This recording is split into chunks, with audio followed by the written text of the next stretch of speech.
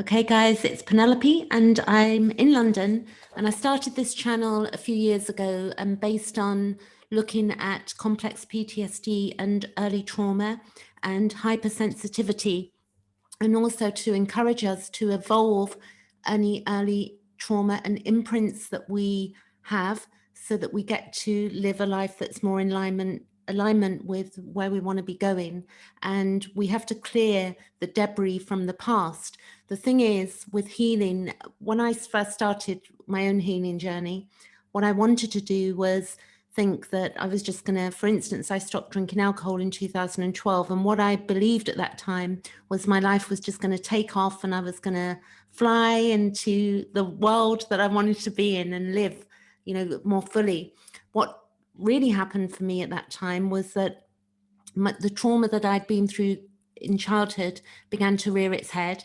And as time went on, I began to get anxiety, panic attacks and such like. So I began to look at, originally I was using spirituality as a tool to, get into the idea of forgiveness or just letting it go and just, but that caused a lot of disassociation. The thing is, people that have had trauma, and all of us have to some degree, but some of us have had heavy duty trauma.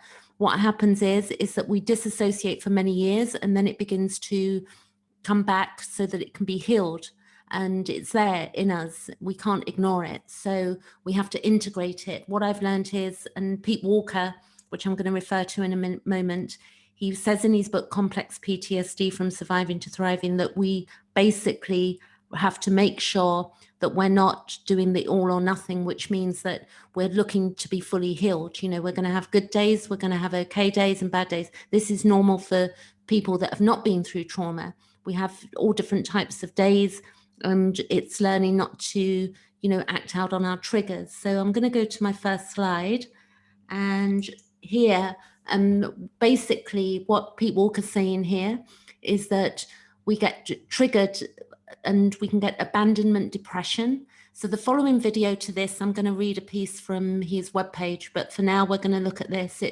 We get triggered by abandonment depression. So what happens is, when we feel that we're going to be abandoned or that we might be abandoned, we can feel fear and shame, and then we have an inner critic activation.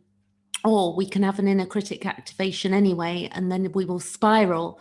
So what is an inner critic? An inner critic is the voice inside us that replays on a loop that tells us there's something wrong with us. Now, one for me was, what's wrong with you, child? Played over and over in my head non-stop, and it got louder and louder. And we have the idea of perfectionism and endangerment, and so we can want to be perfect and think that we have to be perfect in our lives with everything we do, which can activate the inner critic. And then we can also be afraid of something outside ourselves, so we feel there's danger, and this brings us into the fight, flight, freeze and fawn response. So we respond to something from a memory from the past. We may not be able to remember that memory, but a simple example would be that if you walking down the road one day and you got bitten by a dog, a particular type of dog, then the next time you see a particular type of dog that looks that way, then you're going to either go into fight and flight or freeze or fawn response. So we use these responses to protect ourselves, to feel safe, and we don't realize we're doing that. So there's the fight response, which can be that, we're going to fight what's in front of us. We can flight, we can run, we can freeze and, sort of go into frozen mode, or we have the fawn response where we'll start being extra nice. So we can do this in our relationships also. Especially noteworthy, he says, here is how the inner critic can interact with fear and shame in a particular vicious and escalating cycle. So we get into a cycle of this pattern and we're in a loop, and we've got to learn to break this, because often, we definitely don't need to be perfect. There's no human being that is. And also with regard to, fear and something bad happening outside ourselves, most people are decent, and if we keep ourselves safe, then also that's something else, we've got to look after ourselves. So the next slide is what is the fight, flight, freeze, fawn response in complex PTSD. So number one, and we've got to be gentle on ourselves as I read this out to you, and I'll give you a few examples as I read. Fighting or over asserting oneself with others is in a narcissistic and entitled way, such as misusing power or promoting excessive self-interest. So an example would be, yesterday I had to call a gas utility company. They've messed up my meter readings, and it's not clear what meter belongs to the house that I live in. So I found myself getting into a little feelings like not being nice to the other person, feeling like self-interest and feeling excessive self-interest. And generally the other person on the end of the phone, the person on the end of the phone is basically just doing their job. So we can go into fight flight, as a child, for instance. If I couldn't get things right or things weren't getting resolved, I would, basically, I would fawn generally. But we can see how, maybe you can look for an example how you might over assert yourself, or also, maybe misuse power or excessive self-interest. When we get into, there's a lot of this going on in society with what's currently going on with elections, and also that's triggering memories for people. It's like we've got a loss of power, so then we might want to act as if we're more powerful, or we know something that somebody else doesn't know. So we can look at this in many ways. The fleeing in number 2 is obsessive compulsiveness into activities such as workaholism, sex and love addiction, or substance abuse. And that can be sugar, it can be food, it can be alcohol as well. So we can get obsessive compulsive about patterns of behavior and stuck in looping in that. Number 3 is freezing, and where we in numbing disassociative ways, such as sleeping excessively, over fantasizing, or tuning out with TV or medications, downers. So the fleeing is an upper, and because it gets the adrenaline going, the upper.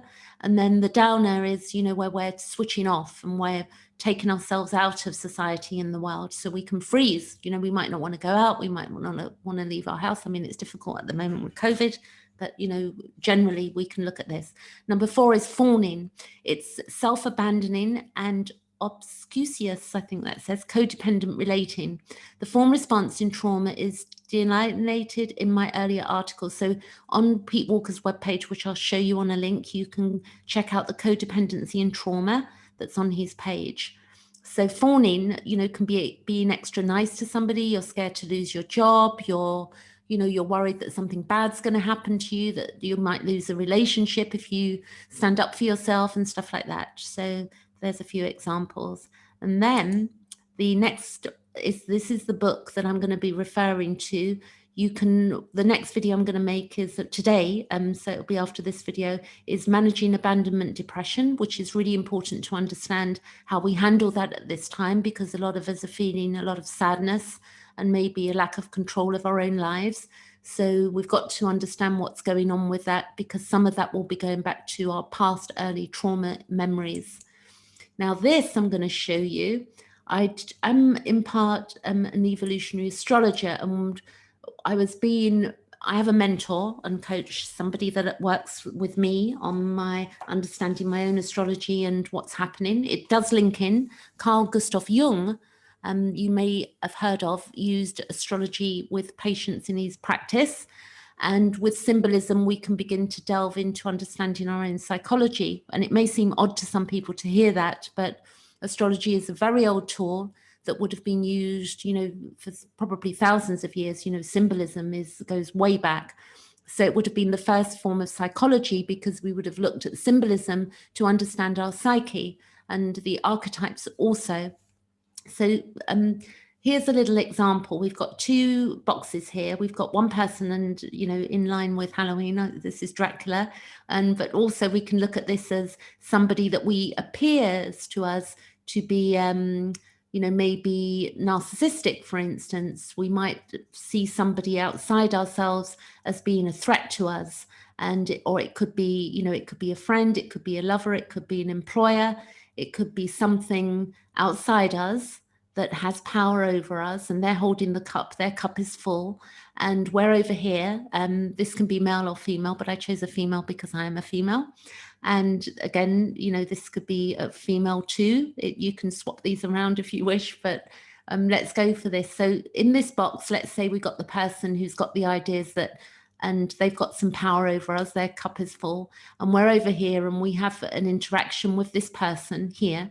And this person is important, you know, because we have relationships where they're, you know, it is important and to us, and growing up as well, like we're children, and the first parenting is the people that parent us are the first people that bring, you know, that give us information, and we begin to get imprinted upon. So if we're over here and we've had, you know, a not so good upbringing where we've not been loved and we've not felt safe, or there's been a lack of safety or a lack of love or disdain towards us, or we've not been looked after properly, then we basically have got this communication going on. So if this person here basically doesn't acknowledge us, and they don't give us, you know, they're not meeting our needs, what can happen is that there can be a block, you know, where there's a misunderstanding. Let's see if I can draw something here. So we could have, let's see if I can do this here. So we could have a block, you know, here, for instance, we could be blocked by this person, or they could not understand us, or they're not meeting our needs. It's a bit of a line I'm doing there. But then what we've got is that when this happens and we can't get through to that person to meet our needs, we can begin to feel uncomfortable, and we can begin to then get worried. And well, basically we've been blocked, and, you know, from our early communication or being misunderstood. And then what we'll do is the outer critic, we have the inner critic, but the outer critic will then basically bounce that back to us. We'll get as far as here and we'll think, what's wrong with us? So for me, it would be, what's wrong with me? And then I would basically bounce that back on myself, and my inner critic would get out of hand, telling me how, you know, stupid I am, or how I'm not perfect enough, or there's something wrong with me. And I would blame myself, and then it would get into a spiral, into an outer critic, where you begin to attack the other person. They're bad, there's something wrong with them. And if we don't begin to look at what's really going on inside of us at this point, when this happens, it's not so much the other person, it's more to do with how we feel, that we didn't feel, if we look at the early memory, we didn't feel loved and we didn't feel safe. And that those memories are being activated in us. So this is just to explain that to you. So I'm going to undo this now, and then we're going to go to the next slide. I'm going to come out of, I'm going to bring back my spotlight here. And the next slide here is in life, and this is the reality that, you know, it's so not so much the right people. This is a meme I found, but, you know, the right people at different times in our lives, there are right people for us, and we keep evolving and we keep growing and we keep expanding on knowledge, and we keep raising in our consciousness. So people we knew 20 years ago, be it friends or lovers or, you know, work or whatever, we keep evolving and we keep moving. I can definitely see that in my life. When I moved away from drinking alcohol, you know, all of those friends left, you know, they were no longer, I couldn't relate to those people anymore. So I moved on. I was in spirituality, but then I moved on to astrology and reading Carl Jung. So then I found people on YouTube that were talking about Carl Jung. So again, I developed, I evolved, and now there's new people. So we can have this abandonment issue going on that I'm going to do, as I said, in my next video after this one. So this meme, the right people appreciate you, they value you, your energy and your time, they cherish you, they believe in you and support you however they can. They don't make excuses and their actions speak louder than words. That's how you know who's meant to stay in your life. So look, you know, do a checklist of your life. If people are draining you, or it's toxic, or you feel sad, or your needs are not being met, you know, you can look to see, you know, is it something that you need to deal with in yourself, or is it the outer critic that's running the show, or is it the inner critic that's running the show? And you can begin to evolve that. So then next we have Something that's really important is that and I'm just going to read this, Pete Walker again. So I gradually learned to disidentify from the toxic vocabulary of the critic. I found myself more accurately naming these revisited childhood feelings. So like in my little box thing I just showed you, that a few little, a few slides ago, I found myself more accurately naming these revisited childhood feelings as feeling small, helpless, lonely, unsupported, unloved, needy, as in profoundly unsuccessful in getting my needs for emotional comfort met. So when we feel that hurt and that pain, it generally is not really much to do with what's going on in reality, because as adults, mature adults, if somebody's, messing around, they're not meeting our needs, it's chaos, we have the ability to reparent ourselves and stop those interactions, and knock it on the head. And it's a difficult thing for us to understand and do, because we're generally, when the outer critic takes over, we're literally, using all of that childhood unspent anger and rage, and we're not seeing it. So if you need help seeing that, you can book a session with me and we can talk about these things, and, or look at your astrology. Or really, I know so much about complex PTSD now, and I can see myself, now I can sit in sadness. I can sit in my, aloneness. I can sit with it and I understand where it's coming from. I don't think, there's something wrong with me. I'm able to sit with my feelings and I don't disassociate. The next slide, this is from Ross Rosenberg. You can also find him on YouTube, and he relates codependency, which I prefer his version of this, which is self-love deficit disorder. And he says codependency is an outdated term that connotes weakness and emotional fragility, both of which are far from the truth. Self-love deficit disorder takes the shame out of the name while clarifying the core problem with which all codependents struggle. Without self-love, that's all of us, yeah?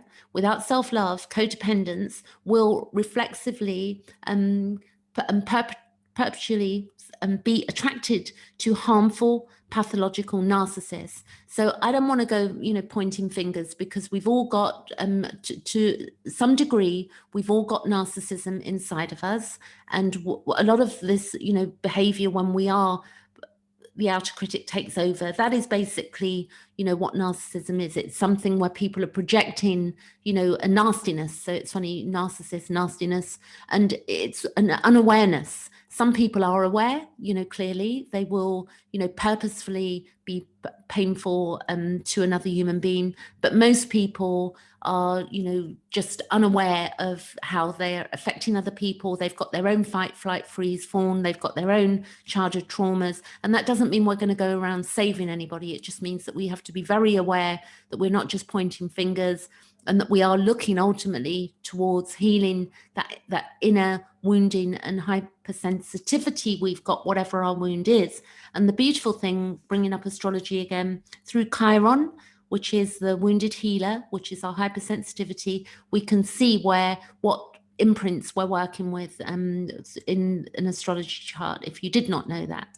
And then this is beautiful. This is, the beauty of life here. You've got this beautiful bull, and then you've got this lovely little bird. And, this is, the imagery of the power and also the vulnerability, but also the meeting eye to eye.